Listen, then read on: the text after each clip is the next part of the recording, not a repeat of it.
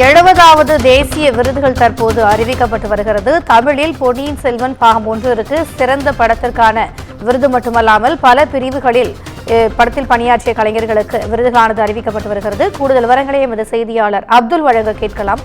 வணக்கம் அப்துல், இந்த தேசிய விருதுல எந்தெந்த படங்கள் இடம்பெற்றிருக்கின்றன? கூடுதல் விவரங்கள். வணக்கம் திவ்யா. 70வது தேசிய திரைப்பட விருதுகள் விழா இன்று அறிவிக்கப்பட்டுள்ளது. இதுல மணிரத்னம் இயக்கிய பொன்னியின் செல்வன் பாகம் 1 சிறந்த மாநில மொழி திரைப்படம் தமிழில் வெளியான சிறந்த படத்திற்கான விருது அறிவிக்கப்பட்டுள்ளது. அதேபோல் இந்த படத்திற்கான பின்னணி இசைக்காக இசையமைப்பாளர் A.R. ரஹ்மானுக்கு தேசிய விருது அறிவிக்கப்பட்டுள்ளது. அதேபோல் இந்த படத்தின் சினிமோட்டோகிராஃபி ஒளிப்பதிவாளருக்கும் இந்த படத்திற்கான சிறந்த தேசிய விருது வழங்கப்பட்டுள்ளது.